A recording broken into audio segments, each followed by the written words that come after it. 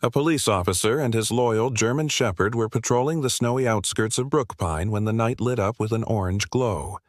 In the distance, a car was on its side, flames clawing at the sky. Inside, they found a man bound and unconscious, his life seconds from ending. What they uncovered next would shake the entire town and expose a secret no one dared speak of. Before we start, tell me, where are you watching from? Drop your country in the comments. I want to see how far this story travels. And if you believe that every brave act deserves to be remembered, hit that subscribe button, because what you're about to hear might just change the way you see courage forever. Snow had been falling over Brookpine since late afternoon, blanketing the small mountain town in a white silence that muffled even the usual hum of traffic. It was the kind of winter night that turned the streets into narrow corridors of shadow and snowdrift, where porch lights glowed faintly through swirling flakes. Brookpine lay tucked between two ridges of dark pine forest, its few main roads winding around the base of the mountains like lazy rivers. By midnight, the temperature had dropped well below freezing, and the wind came down from the high pass in slicing gusts, carrying with it the smell of resin from the evergreens and the faint creak of frozen branches straining under the weight of ice. Officer Ethan Cole drove his patrol SUV along the northern stretch of Route 7, tires crunching over the hard-packed snow. Ethan was 37, tall and broad-shouldered, with a frame built from years of law enforcement and a face weathered by equal parts wind and worry. His hair was dark brown, kept short and practical, and his gray-green eyes had the restless habit of scanning for trouble even when nothing stirred. Though he spoke little on patrol, he carried a quiet steadiness that made most people feel safer just by his presence. Riding in the passenger seat, ears perked and eyes scanning the dark, was Shadow Ethan's partner and K-9 unit. Shadow was a 7-year-old German shepherd with a thick sable coat that bristled darker along his back, amber eyes sharp with intelligence, and a body honed by years of training. He had the posture of an animal that understood his work mattered, moving with the silent readiness of a soldier waiting for orders. Despite his disciplined demeanor, Ethan knew Shadow's loyalty went beyond duty. They had saved each other more than once. Tonight, the two of them were alone in a stretch of road where the snow piled high on either side. The wind rattled the windows, and the radio crackled intermittently with static. The storm had disrupted more than visibility. Their communication link to dispatch was unreliable, the signal cutting in and out as they climbed higher into the ridge. It was the kind of night where trouble could go unnoticed until it was far too late. Ethan was thinking about how quiet the shift had been when Shadow's head jerked toward the driver's side window. The dog's ears went rigid, his nose twitching. Then came a low growl, warning, sharp, urgent. Ethan's eyes followed Shadow's gaze. At first, he saw only darkness between the trees. Then, a flicker orange and wild against the pale snow. "You see that boy?" Ethan's voice was low, but Shadow was already shifting, muscles tense. Ethan turned the wheel sharply, the patrol SUV skidding slightly before gripping again, and aimed toward the faint light. As they drew closer, the glow grew into an unmistakable blaze. Flames licked the night sky above a narrow bend in the road, where a dark vehicle lay on its side in the ditch, nose buried into a snowbank. The front end was engulfed, fire roaring out of the crumpled hood, smoke curling upward and scattering in the wind. Ethan braked hard, the SUV fishtailing slightly before stopping. "Stay close," he ordered, though Shadow was already poised at the door, waiting. The wind slammed into them as they stepped out, biting through Ethan's heavy patrol jacket and driving snow into his face. He pulled his scarf higher over his mouth and started toward the wreck, boots sinking into the snow with each step. The air was thick with the acrid tang of burning fuel and melting plastic. His radio sputtered uselessly when he tried to call it in, just static. The flames roared, punctuated by the occasional pop of something inside the engine giving way. Shadow dashed ahead, circling the vehicle, barking in sharp, rapid bursts. The dog's body language was tense, his nose pressed to the seams of the rear doors before moving toward the shattered driver's window. Ethan's eyes followed, and that's when he saw it. A figure slumped inside, barely visible through the thick smoke clouding the cab. Ethan's pulse kicked hard. He lunged toward the door, yanking at the handle, but the frame was warped from the impact. Heat radiated through his gloves, forcing him to jerk back. Shadow barked again, darting toward the other side of the SUV, where the flames hadn't yet reached. Ethan followed, spotting a narrow gap in the twisted metal. It wasn't much, but it was something. The snow under his knees hissed as stray sparks landed. He shoved his gloved hands inside, fumbling for the seatbelt buckle. The man, inside mid-30s, sandy brown hair matted with blood at the temple, was unconscious. His wrists were bound tightly in front of him with plastic zip ties, his face pale beneath the soot. Whoever had left him here hadn't meant for him to survive. "Hang on, I've got you," Ethan muttered, more to himself than the man. He reached for his utility knife, sawing through the ties. The man's chest rose and fell shallowly, but there was life. Shadow stood just behind Ethan, ears flattened against the noise, watching the man's every twitch. Ethan braced his shoulder against the doorframe and heaved. Metal groaned, shifted, and finally gave just enough for him to drag the man free. They fell back into the snow, the sudden cold shocking against overheated skin. Ethan hoisted the man into a fireman's carry, gritting his teeth as the weight shifted. The flames behind them surged higher, sparks tearing into the night sky. Shadow trotted beside him, glancing back once at the wreck as if to confirm nothing else was left inside. They staggered toward the patrol SUV, boots crunching over ice and snow. The wind howled louder now, as though the storm itself wanted to bury what they'd found. By the time Ethan secured the man in the back seat, Shadow had already leapt in, curling close enough to keep his warmth against the stranger. The radio finally caught a weak signal, and Ethan's voice was steady as he called it in. "Dispatch, this is Unit 12.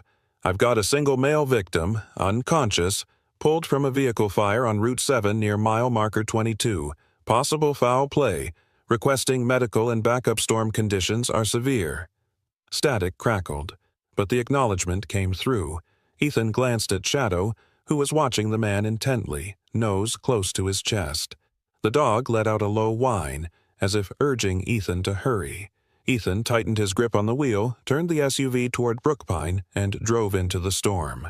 The Brookpine Police Department was a modest brick building that stood at the edge of Main Street, its front steps half buried under snowdrifts.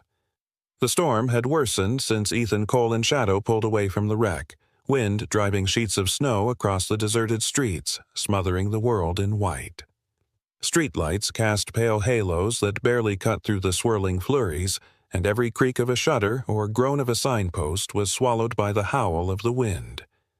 Ethan's patrol SUV slid to a stop in the lot beside the station. He left the engine idling for heat, then stepped out to open the rear door, steadying the limp man he'd rescued. The stranger's head lolled forward, sandy brown hair dusted with melted snow, his pale face showing the faint grime of smoke and soot. He was around 35, lean but built with the suggestion of strength under his clothes, his features shadowed by exhaustion and injury. Shadow stayed close, his amber eyes tracking every twitch, his breath clouding in the cold air. The station's front door opened, spilling out warm yellow light and the figure of Officer Martha Hayes. Martha was in her early 40s, medium height but solidly built, with her dark blonde hair pulled back in a no-nonsense bun. She had sharp blue eyes and a voice that rarely wavered, a reputation for being meticulous on paperwork and blunt in conversation. Years earlier, she'd worked in a larger city department, but after her younger brother died in a construction accident that was never properly investigated, she'd moved back to Brookpine. That loss had left her with little tolerance for corruption and an instinct to dig deeper whenever something didn't feel right. "What in God's name happened?" she asked, stepping forward to help Ethan guide the man inside. "Car fire. He was zip-tied and unconscious. No ID," Ethan replied, his voice clipped from the cold. Martha's eyes flicked to Shadow, who padded alongside them, tail low, head level with the man's hip as if guarding him already. Inside, the warmth was almost jarring. The small lobby smelled faintly of coffee and the sharp tang of antiseptic. They settled the man onto a bench near the heater. His breathing was steady, but shallow. Ethan crouched, checking his pulse again while Martha fetched the first aid kit.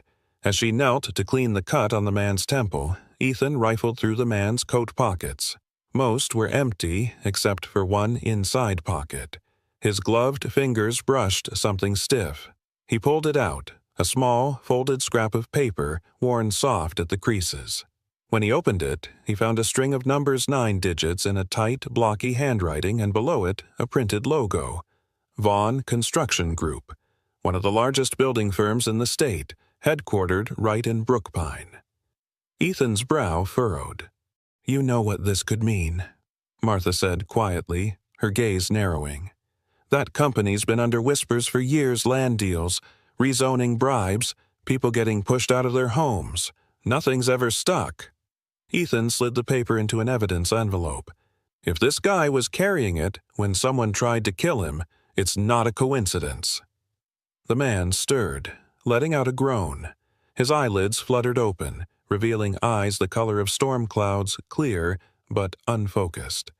He looked from Ethan to Martha, then to Shadow, who sat rigidly in front of him, watching without blinking. Where am I?" His voice was hoarse, uncertain. "Brookpine Police Department," Ethan said. "Do you know your name?" The man hesitated, then shook his head slowly. I don't remember." His forehead creased as he tried again, but whatever he was reaching for stayed locked away. "We'll figure it out," Ethan said. "Right now, you need rest." They moved him to a small holding room in the back, not because he was under arrest, but because it was the only private, secure space where he could sleep without risk. Shadow padded in after him and curled up by the foot of the cot, ears pricked toward the door. Ethan knew better than to argue. Shadow had made his choice. The storm rattled the old windows through the night. Somewhere after midnight, the faint creak of floorboards in the hallway made Shadow's head lift sharply. His amber gaze fixed on the door, body taut. A second later, the sound came again, soft, deliberate steps. Shadow stood, moved to the door, and let out a low, rumbling growl. Ethan, who had been reviewing incident reports at his desk, heard it instantly and was on his feet, sidearm unholstered. He eased down the hallway, Martha appearing from the opposite direction, her own hand on her weapon. But when they reached the corner, the sound was gone. Only the wind remained, clawing at the eaves.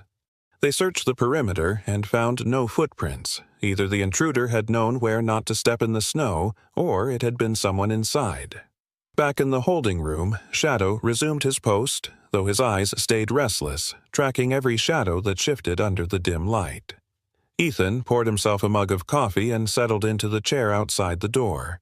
He didn't need Martha to tell him whatever had happened out on Route 7 wasn't just an accident, and the man inside wasn't just some unlucky traveler.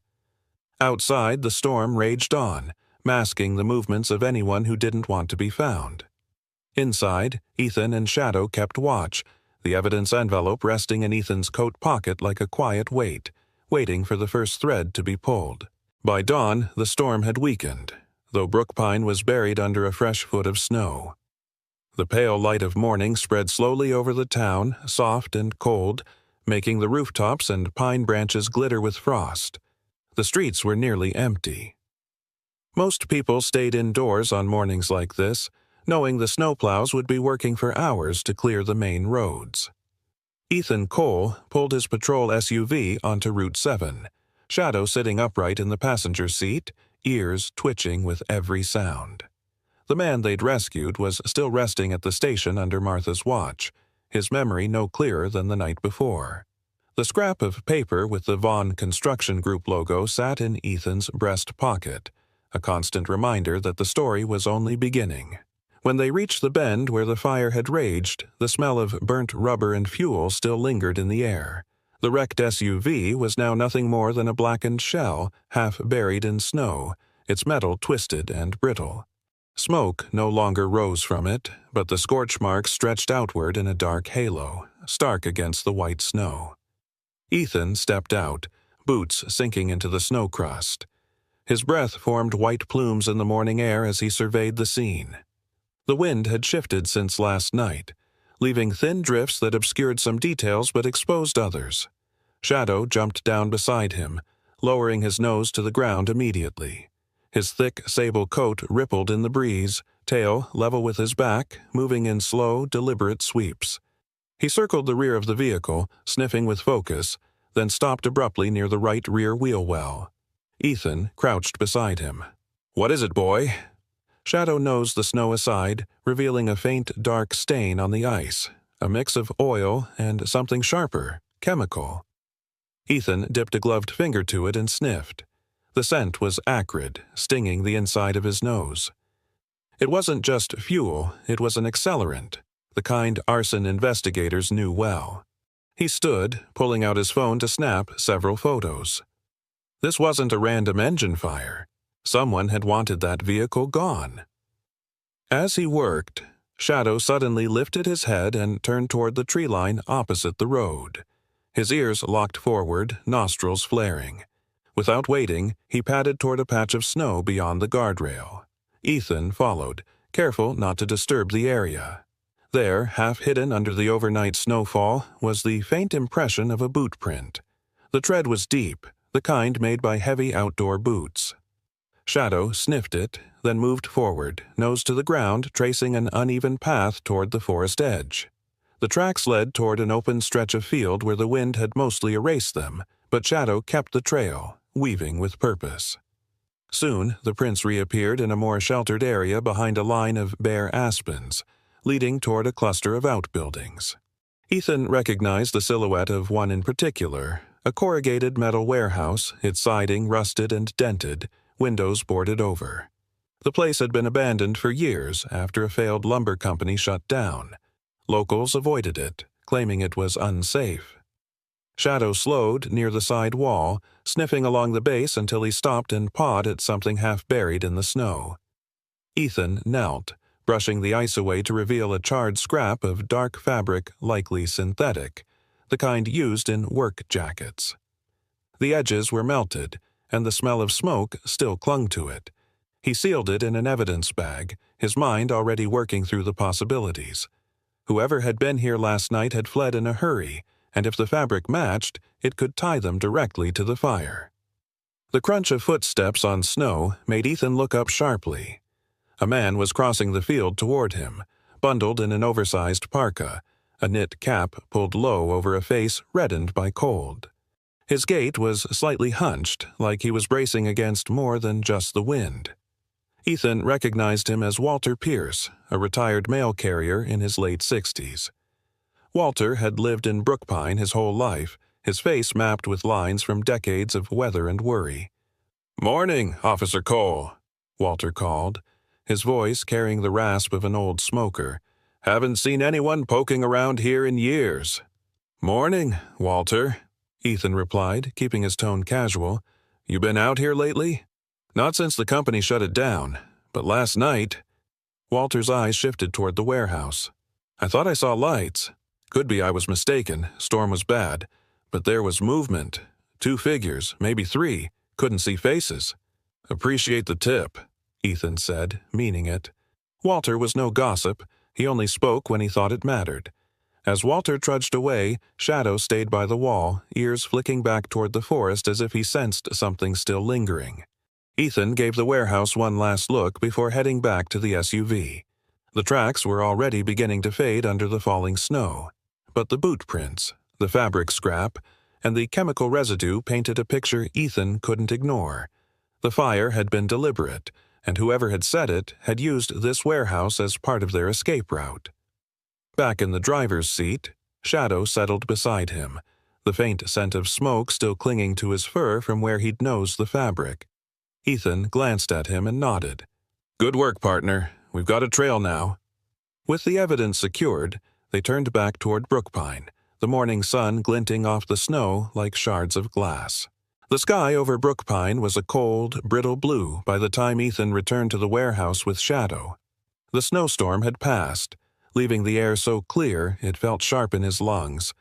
Every sound seemed magnified in the stillness, the crunch of his boots, the faint jingle of Shadow's collar, the distant caw of a lone crow circling above. He had decided not to involve anyone else from the department yet. The fewer people who knew about this lead, the better. The building stood where it always had, its rusted siding catching the weak sunlight, boarded windows staring blankly toward the tree line. A faded company name, barely legible, was painted high on one wall, the ghost of a business long dead. Shadow moved ahead, his paws sinking into the snow without hesitation. The German shepherd's thick coat bristled slightly as they approached the side entrance. The padlock was missing, the chain looped loosely through the handle, as if someone had been here recently. Inside, the air was colder than outside, heavy with the scent of dust, oil, and something faintly chemical. Shafts of light cut through gaps in the siding, catching on floating particles. Rows of empty shelves stood like skeletal remains along one wall. On the other side, a scattering of crates and file boxes leaned haphazardly against a desk so warped with age that one leg had been propped up with a cinder block. Ethan crossed the concrete floor quietly, Shadow at his side, his claws clicking softly. He knelt by the crates and pulled one open. Inside were rolled-up maps, their edges curled and yellowed. He spread one across the desk, brushing off a layer of dust. It was a detailed zoning map of Brookpine and its surrounding land. Highlighted in red was a swath of property running parallel to the proposed new highway extension. A route that had stirred rumors for months about forced relocations and under-the-table deals. Shadow sniffed along the edge of the desk, then moved toward a tall metal cabinet wedged into the corner. His nose pressed to the bottom drawer, tail twitching. Ethan tugged the handle, and after a reluctant squeal, it slid open.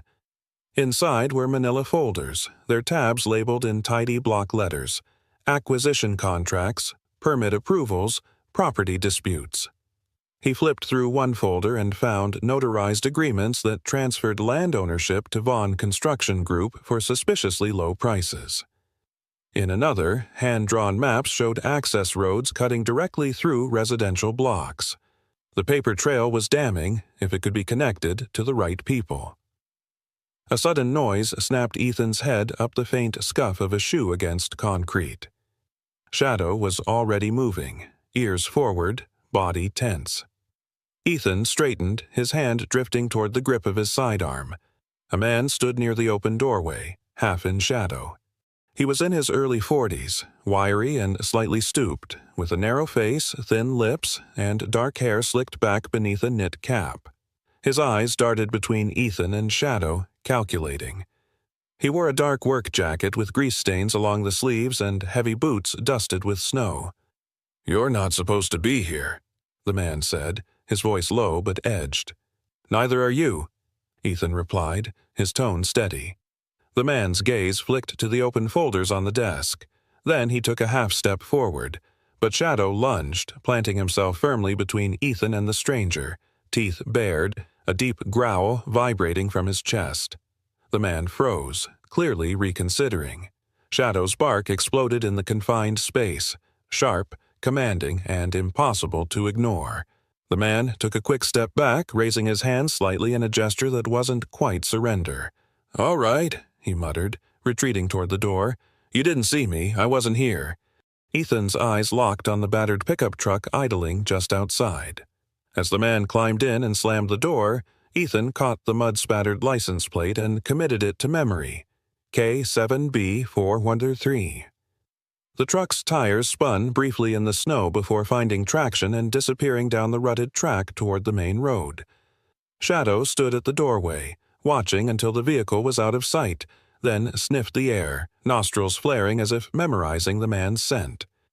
Ethan returned to the desk, sweeping the most incriminating documents into his backpack. He took photos of the rest with his phone, making sure to capture the dates, signatures, and maps. The smell of oil and dust felt heavier now, laced with the awareness that they weren't alone in their interest in this place. When they stepped back into the sunlight, the cold bit harder than before. Shadow stayed close, his head swiveling occasionally toward the tree line. The German shepherd's instincts were rarely wrong, and Ethan knew the man they'd just encountered wasn't finished with this place, or with them. They made their way back toward the SUV, the crunch of their footsteps the only sound in the still morning air.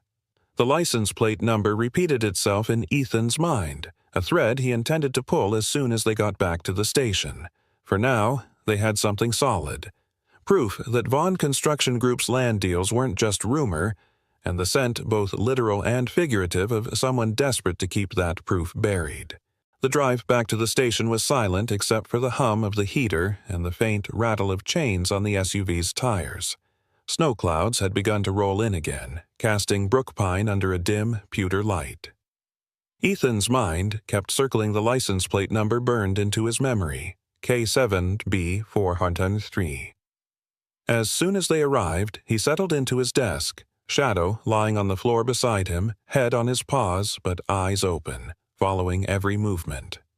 Ethan keyed into the department's database, fingers tapping out the plate number. Within seconds, the search returned a name that made his jaw tighten. Gregory Vaughn. Greg Vaughn, 51, tall and broad, with the polished look of a man who lived in tailored suits and boardrooms. Dark hair combed with precision, an easy smile for the cameras and eyes that never quite warmed. He was the CEO of Vaughn Construction Group, a name tied to multiple land acquisitions across the county. Officially, he was a philanthropist, funding scholarships and community centers. Unofficially, he had been the subject of 3 separate investigations for bribery, intimidation, and contract rigging, but nothing had ever stuck. Ethan leaned back, rubbing his temple. The scrap of fabric, the warehouse documents, and now this everything pointed to Vaughn. The problem was turning those threads into something the law could hold on to. A knock at the door drew his attention. Martha stepped in, her expression sharper than usual. "Our mystery man's awake," she said. Ethan followed her down the hall to the holding room. The man they'd rescued was sitting on the edge of the cot, a blanket draped over his shoulders. His sandy brown hair was still mussed, and there was a weariness in the set of his shoulders, but his eyes, storm gray and alert, were clearer now. "I think I remember," he said when he saw Ethan. His voice was low, deliberate, as if each word was being weighed. "My name is Daniel Reed." Ethan pulled a chair closer. "Go on." Daniel's hands tightened around the blanket. "I'm a journalist, freelance, but I work with a few national outlets. I've been digging into Greg Vaughn for over a year. Land seizures, illegal permits, payoffs to county officials. I finally got enough to publish. And that's when they found me." His gaze flicked downward to where Shadow had moved closer, resting his head gently against Daniel's knee. Something softened in Daniel's face, and he reached down to scratch behind Shadow's ear. "I remember now. I was heading to meet a source when they ran me off the road. 2 men pulled me out, zip-tied me, threw me back into my car. They poured something over the engine." He swallowed, his voice catching for a moment. "I woke up to fire." Ethan kept his voice steady. "Did you manage to protect the evidence?" Daniel nodded faintly. "I sent copies to someone I trust, Miles Carter. He's a retired editor, lives out past Willow Creek. But I don't know if they've gotten to him yet. He doesn't answer calls from unknown numbers." Martha crossed her arms. "If Vaughn knows about Miles, he's already in danger." Daniel looked between them, his tone suddenly urgent. "You don't understand. These files aren't just about land deals. There are names, dates, payoffs, people in law enforcement, judges, if Vaughn thinks Miles still has them." He let the sentence trail off. Shadow shifted, settling fully at Daniel's side, his warm weight grounding the man in a way neither Ethan nor Martha could. Daniel's breathing slowed, his grip on the blanket loosening. Ethan noticed the change and made a mental note. Shadow wasn't just protecting Daniel physically. He was steadying him, pulling him back from the edge of panic. "All right," Ethan said finally. "We'll check on Miles. But first, you need to rest. You've been through hell, and we'll get nowhere if you collapse halfway there." Daniel met his eyes and nodded, though Ethan could see the tension in his jaw. The man was used to running toward danger, not waiting for it. As they stepped out, Martha lowered her voice. "Vaughn's untouchable, Ethan. You know that. If we're going after him, we'll need more than just those papers." Ethan glanced back toward the room where Shadow was still sitting next to Daniel, head lifted, ears alert. "Then we make sure Daniel lives long enough to tell the story," he said, "and Shadow and I will make damn sure no one gets to him first." Outside, the snow had started again, small, cold flakes swirling down in the gray light. Somewhere in Brookpine, Greg Vaughn was going about his day, confident that his world was still under his control. Ethan intended to change that. Brookpine lay under a quiet shroud that night, the streets empty, the only sounds the hum of street lamps and the whisper of snow brushing against glass. Ethan parked the unmarked SUV in the shadow of an alley 2 blocks from Vaughn Construction Group's headquarters. The building loomed ahead, 4 stories of steel and mirrored windows, its modern facade reflecting the faint glow of the streetlights. Inside the SUV, Daniel sat in the back, wearing a dark beanie and a jacket borrowed from the department's evidence room. His face was pale but set with determination. Martha was in the passenger seat, dressed in black from head to toe, her hair tied back under a wool cap. Her blue eyes, sharp and calculating, scanned the building with the focus of someone who'd done this before. Shadow sat alert in the back, head high, amber eyes locked on the building as though he knew exactly what they were here for. His sable coat blended into the dark interior, his breath slow and steady, every muscle primed. "Security's light on the north side," Martha said, her voice barely above a whisper. "2 guards on rotation. There's a loading dock in back. If we time it right, we can slip in between patrols." Ethan nodded, checking his watch. "We're in. We get what we need, and we're gone. No heroics, unless we have no choice." He looked at Daniel. "You remember the layout?" Daniel nodded. "First floor lobby, elevators in the center. But the archive we need isn't on the plans. It's in the basement. Vaughn kept it off the books. Access through a locked door in the east corridor, behind the finance offices." They moved quickly, sticking to the shadows. Snow crunched softly under their boots. At the rear of the building, the loading dock sat under a flickering light. A keypad lock secured the door, but Daniel knelt and worked on it with a small set of picks. Shadow sniffed the air, then moved toward a stack of crates, ears twitching. Ethan caught the signal. Someone was coming. He touched Martha's arm, and they melted into the shadows just as a guard rounded the corner. The man was tall, broad-shouldered, with a heavy parka and a flashlight cutting arcs through the snow. Shadow stayed perfectly still, blending into the dark until the guard passed. The keypad gave a soft beep, and Daniel eased the door open. Inside, the building was warmer but smelled faintly of paint, dust, and something chemical cleaner, too strong, masking other scents. Shadow's nose worked constantly, head swinging slightly as they moved down the hall. They bypassed the elevators and took the stairwell 2 flights down. The basement was dimly lit, the hum of the ventilation system loud in the silence. Daniel led them to a nondescript steel door with no sign. "This is it," he whispered. Shadow padded forward, sniffing along the bottom edge, then moved to a section of wall beside it. He pawed lightly at a tall shelving unit stacked with boxes.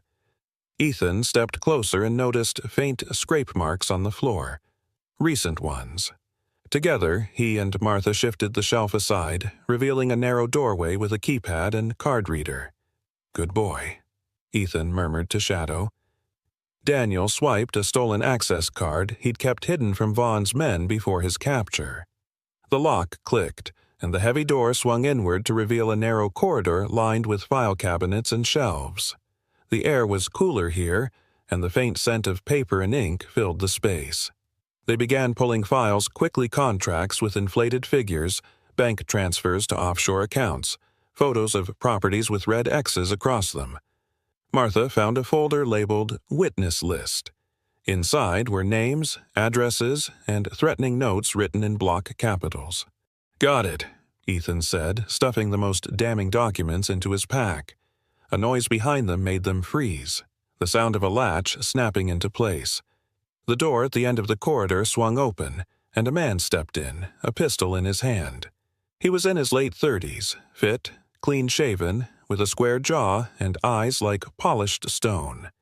His black uniform didn't match the company's official security, and the way he held the gun told Ethan he'd had military training.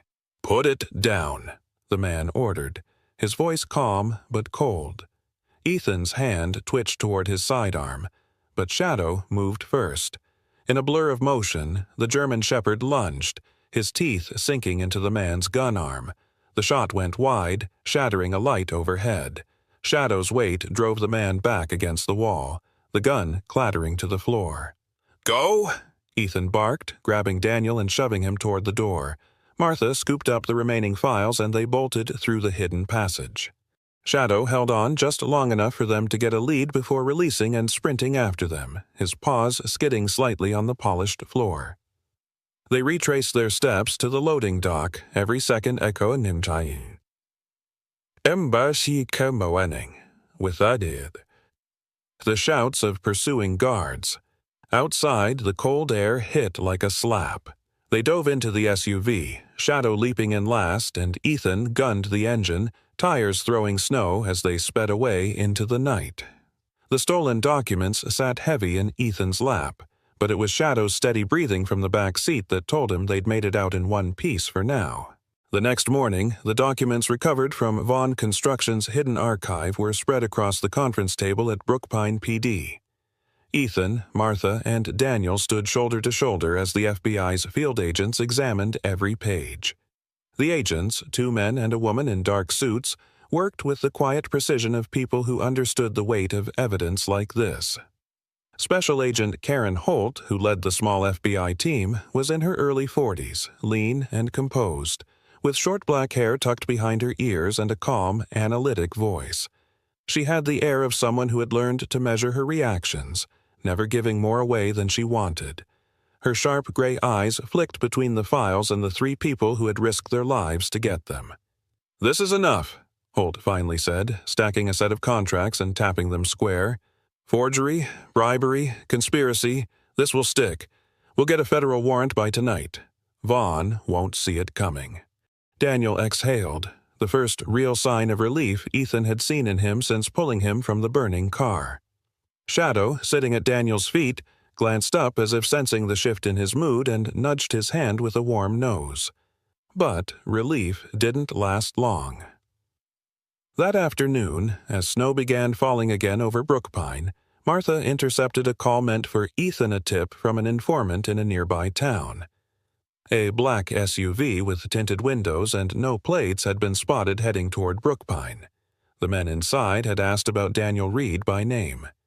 "They're not going to wait for the arrest," Martha said grimly. "They're coming to finish the job." Ethan's jaw tightened. "Then we make sure they don't get the chance." They moved Daniel to a safe cabin on the edge of the woods, a secluded spot used by the department for surveillance work. The one-room structure was heated by a wood stove, its windows small and shuttered. Snow muffled the surrounding forest, the silence almost oppressive. Night fell early. Ethan and Martha kept watch, taking turns by the window. Daniel sat near the stove, his shoulders hunched, eyes distant.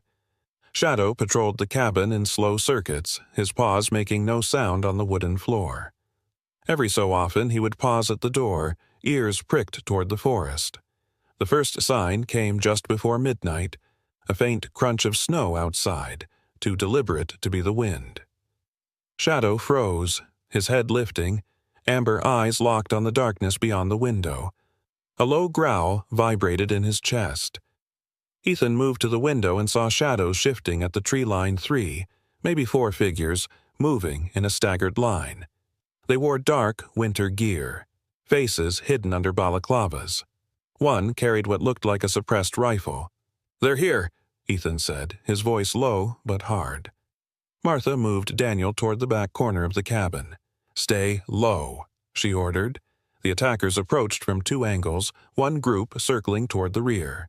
A branch snapped underfoot, and that was all the warning they got before the first man lunged from the shadows. Shadow met him halfway, leaping with the force of a battering ram. The German Shepherd's teeth closed on the man's forearm, wrenching the rifle downward as a muffled shot fired into the snow. Ethan surged forward, tackling another assailant into the snowbank. They struggled, breath steaming in the cold air, until Ethan drove a knee into the man's midsection and wrenched the pistol from his grip. Shadow held fast to the first man, twisting and dragging him toward the ground. His growl was deep and relentless, a sound that rooted the others in hesitation. The man tried to shake him off, but Shadow's grip only tightened, giving Ethan the opening to slam cuffs on the attacker. A third man broke toward the cabin, but Martha was already there, shotgun raised. "Don't even think about it," she snapped, and the man froze. By the time it was over, 2 attackers were down. One had fled into the trees, and the one Shadow had brought down lay face first in the snow, breathing hard under Ethan's weight. Ethan yanked the man upright, pulling off his balaclava. The face was narrow, hard-edged, with deep lines around the mouth, a man in his late 40s with cold blue eyes that showed no fear. "Name," Ethan demanded. The man smirked. "Wouldn't matter if I told you." But Shadow stepped forward, sniffing the man's coat, memorizing his scent. Ethan knew that smell would be enough to track him if they crossed paths again. By morning, the attackers were in federal custody, and Daniel was on his way out of Brookpine under the Witness Protection Program. Special Agent Holt oversaw the transfer, her tone brisk but respectful. "You saved his life," she told Ethan quietly, "and you just made Vaughn's conviction a lot more certain." Ethan glanced down at Shadow, who sat beside him in the snow, tail giving a slow, measured wag. "We both did."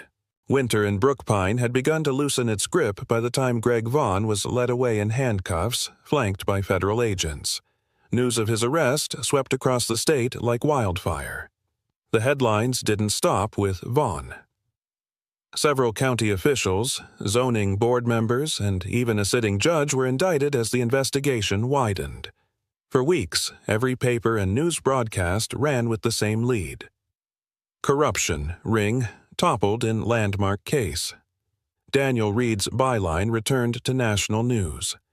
He didn't write about himself, he wrote about the landowners forced out, the families who had fought in silence, the whistleblowers who had risked everything. His investigative series ran in 3 major outlets, each article laced with sharp, unflinching detail. In every interview, he avoided talking about the night in Brookpine, but those who knew understood what had been risked to get the story out. For Ethan, life shifted quietly. The department recognized his role in the investigation, and he was promoted to lieutenant, a move that brought with it more responsibility but also more trust from the community. Martha congratulated him with her usual dry humor, telling him not to let the brass turn you into a desk man. Shadow, however, became the most talked-about name in town. His part in the case saving Daniel from a burning car, uncovering the hidden archive, holding down an armed attacker, earned him the Medal of Bravery from the state's Law Enforcement Association. The day the medal was pinned to his collar, Shadow sat calmly beside Ethan, tail sweeping the floor, as applause filled the small ceremony room. A week later, the town of Brookpine organized a modest celebration at the main square. The snow had melted into wet patches and the air carried the first hints of spring. Local shops hung banners that read, "Thank you, Ethan and Shadow." Children ran up to pet the German shepherd, whose calm amber eyes softened at the sound of their laughter. Daniel stood near the fountain at the center of the square, dressed in a simple wool coat, a press badge still clipped to his pocket out of habit. When Ethan approached, Daniel crouched to wrap his arms around Shadow's neck. The hug was wordless but heavy with gratitude. "Saved my life more than once," he murmured into the dog's fur. Shadow gave a single quiet huff, as if accepting the thanks without fuss. As the speeches wound down and the crowd began to thin, Ethan clipped Shadow's leash and headed toward Brookpine Lake. The path to the water's edge was damp but walkable, the last of the ice breaking apart in lazy sheets. The sunrise was just beginning to stretch across the horizon, spilling warm gold over the glassy surface. Shadow padded ahead, nose to the wind, before sitting down at the edge, watching the ripples. Ethan stood beside him, the quiet of the lake wrapping around them like a familiar blanket. Brookpine had seen too much in the past few months: fires, threats, fear. But in that moment, there was only stillness. "You did good," Ethan said softly, his hand resting on Shadow's back. "We both did." The dog's tail gave a slow, deliberate wag, and for the first time in a long while, Ethan let himself believe that peace might last. Sometimes God's miracles don't arrive with thunder or blinding light. They come on four legs, with watchful eyes and a heart that refuses to give up. Shadow wasn't just a police dog. He was a guardian, a bridge between fear and safety, between despair and hope. In this story, his courage saved lives, uncovered truth, and reminded everyone in Brookpine that loyalty and love can stand against even the darkest schemes. In our everyday lives, we may never chase down criminals or rescue someone from danger, but we can all choose to be someone's shadow to protect, to stand by, and to bring light when the night feels too long. That is how God works through us, in small acts of faith and courage that ripple farther than we imagine. If this story touched your heart, share it with someone who needs to believe in loyalty again. Comment below where you are watching from, and write Amen if you believe God still sends protectors into our lives in many forms. Subscribe to this channel for more stories that remind us goodness still walks among us. May God bless you and keep you safe, always. Rain had been falling for hours, the kind that blurred the edges of things and left the dirt road looking more like a shallow stream. By the time Mara reached the gate to her property, the light was sinking into that dim, colorless state between day and night. She noticed it then movement near the hedgerow, just beyond the broken slats of her fence, something small, hunched, barely more than a shadow against the wet earth. At first she thought it was a fox, maybe a raccoon forced out early by the weather, but the way it tried to stand, only to sink back down again, told her it was neither. The dog was mottled with mud, fur-clumped and darkened by rain. Its chest heaved as if each breath was something it had to wrestle into its body. Mara stopped a few paces away, hands buried in the pockets of her coat, feeling the cold seeping in. She'd seen strays before they passed through the valley, often enough, but this one didn't have the wary, quick glance of an animal still holding to survival. This one looked spent. Not trusting, not fearful, just emptied of whatever instinct keeps a creature on its feet. She crouched slowly, boots sinking into the wet ground, and studied its face. One eye was clouded with some old injury, the other fixed on her without blinking. It didn't growl, didn't move. Only the trembling of its legs betrayed that it was still alive. Mara glanced back at her house, a small timber-frame place set against a slope of pines, and thought about how easy it would be to leave it here, to let the night and the rain make their decisions without her. The wind carried the faint, the smell of rotting leaves, the kind that linger in the understory after months of damp. Somewhere beyond the ridge, an owl called once, then fell silent. Mara shifted her weight, feeling the ache in her knees from the crouch, and wondered what had brought the animal to her fence line. This valley was not kind to the weak. Foxes, coyotes, and even the occasional black bear patrolled the same narrow corridors between the trees. A dog in this state wouldn't last until morning. Still, she hesitated. Her hands were stiff, the cold biting harder now, but she made no move to reach out. There was something unreadable in that single good eye, not fear, not pleading, more like recognition, as if the dog had decided it already knew her and was waiting to see if she would confirm or betray that assumption. She took a careful step closer. The dog didn't flinch. Only when she was near enough to see the raw edges of an old collar, its leather torn and curling from weather, did she realize how thin the animal was. Every rib stood out like scaffolding beneath the sodden fur. She spoke without thinking, her voice low, more to the space between them than to the animal itself. "You shouldn't be out here." A droplet rolled off the tip of the dog's muzzle, joining the tiny rivulets running toward the ditch. Its ear twitched once at her voice, then stilled again. She thought of the towels drying by her stove, the tin of soup she'd left warming on low before walking to the gate. Bringing it inside would mean work, maybe a night of restless barking or pacing. Leaving it here would mean closing her eyes later and wondering how long it had lain in the rain before the forest claimed it. Mara bent lower, one knee pressing into the mud. She slid her hands under the dog's chest. Its body was lighter than she expected, bones shifting under her grip like loose sticks.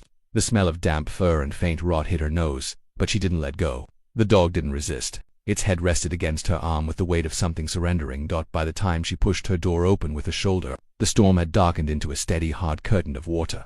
Inside, the stove's heat wrapped around them both, steam curling from the pot on the back burner. She set the dog down on a folded blanket in the corner. It stayed there, unmoving eyes, tracking her as she removed her coat.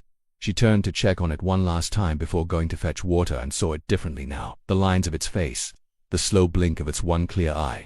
There was a depth there that unsettled her, as if it were not simply grateful to be inside, but waiting for something. Mara stood in the center of the room, the soft hiss of rain against the roof filling the silence, and for a reason she couldn't name, She felt the faintest edge of unease. Mara poured a shallow bowl of water and set it on the floor, the ceramic ringing softly against the wood. The dog's head lifted just enough to sniff, then lowered again, the effort seeming to cost more than it was worth. Fire's glow caught the ridge of its spine, sharper now that she saw it in the dry light, and the rise and fall of its ribs looked unsteady, almost irregular. She sat back on her heels, studying the way its good eye followed her, not urgently, but without ever breaking.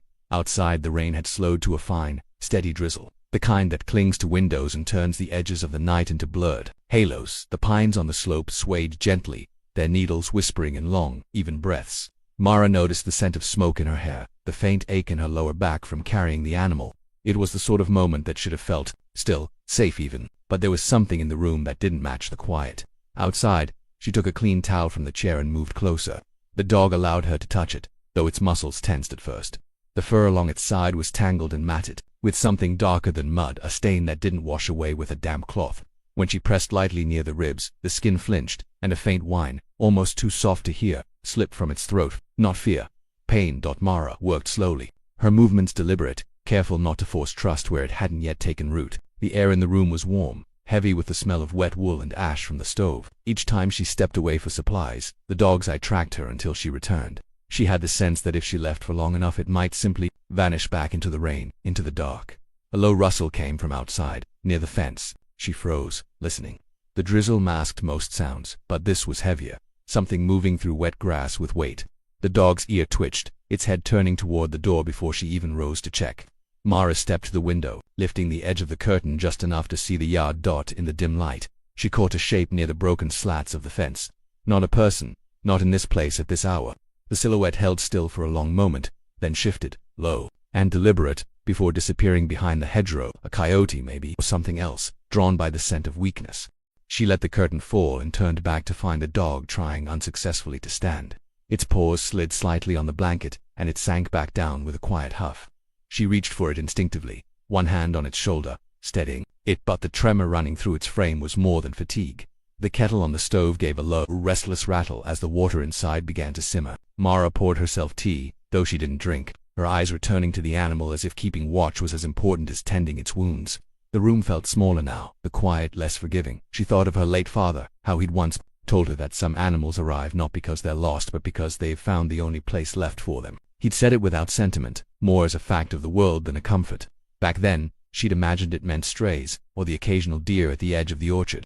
Now, with the dog breathing shallowly in the corner, she wondered if he'd meant something else entirely. The drizzle outside turned to mist, the air thick enough to mute the distant sound of the creek. Somewhere beyond the slope, a branch cracked, sharp, quick, then gone. Mara's hand stilled on the cup. The dog's ear flicked again, its gaze locked on the door. She rose, crossed to the latch, and slid it into place. Not out of fear exactly, but with the certainty that whatever had passed through her yard would not be the last.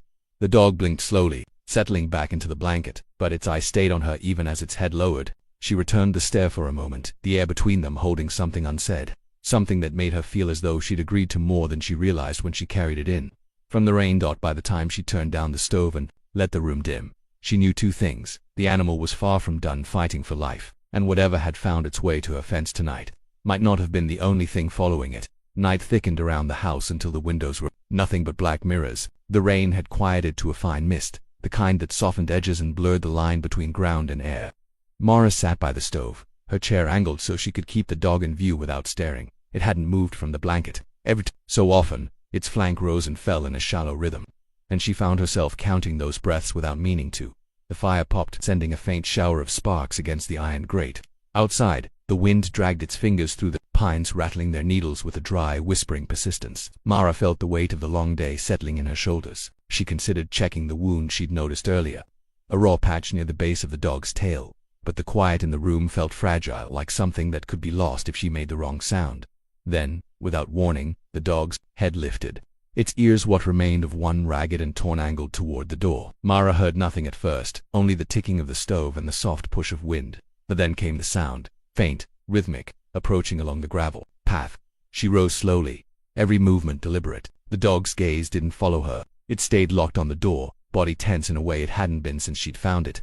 Mara stepped to the window, pulling the curtain just enough to peer outside. Shapes shifted in the dim yard light, figures low to the ground, moving with the easy confidence of creatures that belonged to the night. Coyotes. They skirted the fence line, pausing now and then to sniff the air. Mara had seen them before, always in the far field, shadows among shadows. Tonight they were closer, their bodies slick with rain, eyes catching the faint glow from the porch light. One stopped, lifted its muzzle toward the house, and stood perfectly still. The dog didn't growl, didn't make a sound. Its muscles tightened beneath the matted fur, a faint tremor passing through its frame. Mara realized with a quiet certainty that these animals knew it. Whether they had once been rivals, packmates, or something in between, she couldn't say. But recognition passed between them in that silent exchange, as palpable as heat. The coyotes moved on after a moment, disappearing beyond the reach of the light, but the air in the room had changed. The dog lowered its head again. But its posture was different, now less collapse, more readiness. Mara saw it then. This was not the limp surrender of a creature beyond saving. This was the coiled patience of something holding itself still for a reason. She crossed to the shelf where she kept a battered first aid tin and returned to kneel beside the blanket. The dog didn't pull away when she reached toward the wound. Her fingers traced the edge of the injury, the skin warm beneath the damp fur. It was older than she expected, half-healed, but marked by deep scoring, as if teeth had closed there. Once thought her hand hesitated over the scar, an unease settling in her chest. Whatever had driven it to a fence, it hadn't been random. The thought lodged itself quietly, stubbornly. Mara cleaned the wound in silence, the faint sting of antiseptic carrying a sharp, sterile scent into the room. Outside, the mist thickened into fog, swallowing the far tree line. Somewhere beyond it, a single coyote barked short, deliberate, answered by another farther off. She finished bandaging the injury and rose, placing the tin back on the shelf. When she turned, the dog's gaze was fixed on her again. Not the soft, tentative look from before, but something more deliberate, measured. Mara stood there, meeting it, until the stove hissed and broke the moment. She considered shutting the door to the small mudroom, creating a barrier between the animal and the night. But she didn't. Instead, she crossed to the latch and slid it open just enough to let in a ribbon of cold air. The dog's nose lifted, drawing in the scent of the wet earth beyond. It didn't move toward the door. It only sat, eyes half-lidded, as though listening for something she couldn't hear. Mara waited, the fog pressing closer against the glass, her hand still resting on the latch somewhere in the dark. A twig snapped sharp, deliberate, much closer than before. The morning broke in a pale wash of light, the kind that made every surface seem softer but no less cold. Mara was up before the stove's coals had given their last glow, pulling on boots with a stiffness that came from too many nights on an old mattress. The blanket in the corner was empty. For a moment her stomach dropped, not at the thought of losing the dog, but at the strange quiet that filled the space without it. Then she spotted him near the door, sitting upright, head tilted toward the thin gap where wind threaded in. He wasn't looking for her. His gaze was fixed on the line of pines beyond the clearing. Body taut despite his ragged frame, Mara followed his stare, squinting against the glare of frost still clinging to the branches. Nothing moved, only the faint sway of a low bough, as if a weight had brushed past it moments before. The dog's ear twitched, and his muscles eased just slightly. But the moment left her with a prickling under the skin, like she had walked into the tail end of a conversation she wasn't meant to hear. She set down a shallow bowl of water beside him. He drank slowly, pausing between laps to lift his head toward the trees again. Mara noticed the wound along his side. She hadn't seen it clearly in last night's dim light. A strip of fur had been torn away, the skin beneath scabbed in some places and raw in others. The edges didn't look fresh, but the scent rising from it carried that metallic tang that told her it was far from healing. She fetched an old tin first aid kit from the cupboard, its corners dented from years of being shifted between drawers. The dog didn't flinch as she approached, but when her hand brushed the injury, he shifted his weight subtly, not pulling away, not resisting, just enough to show her there was a limit to his patience. She dabbed around the wound with warm water, the steam curling in the air between them. His breathing stayed steady, but his eyes never left hers. There was no pleading there, only an unblinking watchfulness that felt almost reciprocal, as if he were taking the measure of her care. By late morning, the wind had picked up, carrying with it the brittle sound of branches knocking together somewhere deep in the tree line. Mara stepped outside to gather more wood. The air was sharper than it had been the day before, holding the metallic scent of snow not yet fallen. She could feel the dog's gaze from the doorway, tracking her every movement. It was on her third trip from the woodpile that she saw it half hidden between two leaning pines, a patch of fur that caught the weak light, dark, coarse, and unmoving. She froze, the logs in her arms pressing hard against her ribs. Whatever it was watching her as plainly as the dog had watched the trees at dawn. Only when the wind shifted, bending the pine's lower branches, did she realize the fur belonged to something larger than she wanted to name. The figure turned, vanishing soundlessly into the undergrowth. Back inside, she set the logs down harder than she meant to. The dog's posture had changed. He was no longer sitting but standing, weight shifted forward, tail still, his ears angled toward the door. the same direction the figure had disappeared. Mara felt the air between them tighten, a thread drawn from his awareness into her own. She didn't need to speak to know he had seen it too. That evening she kept the shutters closed. The dog lay near the hearth, though not in the deep rest she'd seen in other animals. His breathing was light, his ears tilting at sounds she couldn't hear. Mara ladled soup into a bowl for herself, the steam curling up in slow, deliberate spirals. She found herself eating without appetite, her mind replaying the shape between the pines and the stillness in the dog's gaze. When their eyes met afterward, when the wind finally dropped, the silence outside felt unnatural, like a pause in something larger than the weather. The dog rose, padded to the door, and sat. He didn't scratch, didn't whine, just sat there, staring at the wood as if waiting for it to move. Mara watched him from her chair, the weight of the day settling into her shoulders. Then he turned, his head not toward her, but toward the far wall, the one facing the slope where the pines began, his ears angled forward. He stayed like that, listening. After a moment, his tail gave a single, slow shift against the floorboards. Mara didn't know why, but that small movement made her set her bowl down, her appetite gone. She understood, in a way she couldn't explain. Whatever had passed between those trees that morning had not been a chance encounter. The dog stayed by the door until the light thinned into dusk, his body still except for the slow, deliberate turns of his head toward the slope. Mara kept the shutters closed that night, though she knew wood and hinges were no barrier to whatever moved between those trees. She didn't light the lantern, only the fire, whose glow barely reached the far corners of the room. At some point the dog turned from the door and settled on the blanket by the hearth. He didn't sleep, but the tension in his body eased. When morning came, the frost was heavier, each blade of grass silvered and stiff. The air was sharp in her lungs. As she stepped outside, no prints marked the ground beyond the porch, not paw, not boot, but the stillness was different. Not empty, just finished. She found the dog near the edge of the clearing, standing where the pines began. His nose was low to the ground, moving slowly along a trail only he could follow. He stopped at a small depression in the earth. No, bigger than a dinner plate, ringed with disturbed leaves that it took her a moment to understand. Whatever had watched her from the trees had not been a predator looking for her, but another dog. Maybe kin, maybe just an old companion. The scent here was faint, nearly lost to the cold air, but the dog lingered over it like a page he could not stop reading. Then he stepped back, gave a short, quiet huff, and turned toward the house.